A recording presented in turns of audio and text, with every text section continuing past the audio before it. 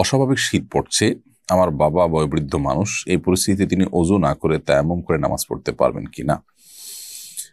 খুব বেশি বৃদ্ধ মানুষ হলে তিনি যদি তীব্র শীতে ওযু করতে গেলে তার অঙ্গহানি হওয়া, অঙ্গ অবশ হয়ে যাওয়া কিংবা দুরারোগ্য ব্যাধিতে লিপ্ত হয়ে যাওয়ার মতো আশঙ্কা তৈরি হয় এবং পানি গরম করে সেই গরম পানি ব্যবহার করার মতো কোনো স্কোপ যদি না থাকে অথবা গিজার ইত্যাদি না থাকে, তাহলে সেক্ষেত্রে তিনি তায়াম্মুম করে নামাজ পড়তে পারবেন। কিন্তু যদি পরিস্থিতিটা এত সিরিয়াস পর্যায়ে না যায়, তাহলে সেক্ষেত্রে তায়াম্মুম করে নামাজ পড়তে পারবেন না।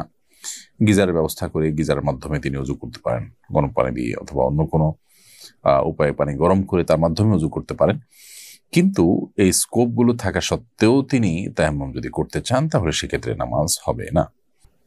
তানহা ইসলাম লিখেছেন, অপারেশন রোগী হাতে ক্যানোলা, প্রস্রাবের রাস্তায় ক্যাথেটার পরা, রক্ত যাচ্ছে, উনি কিভাবে নামাজ আদায় করবেন? আল্লাহ মাফ করুন, ওই অবস্থাতেই ওযু করা গেলে ওযু, ওযু না করা গেলে তায়াম্মুম করে কিবলামুখী হয়ে দাঁড়িয়ে বসে যেভাবে সামর্থ্য আছে সেভাবে তিনি নামাজ পড়বেন। এমনকি যদি ব্লিডিং হয়, আল্লাহ রহম করুক তার প্রতি, তাহলে ওই অবস্থাতে তাকে সালাত আদায়ের চেষ্টা করতে হবে বা সালাত আদায় করতে হবে।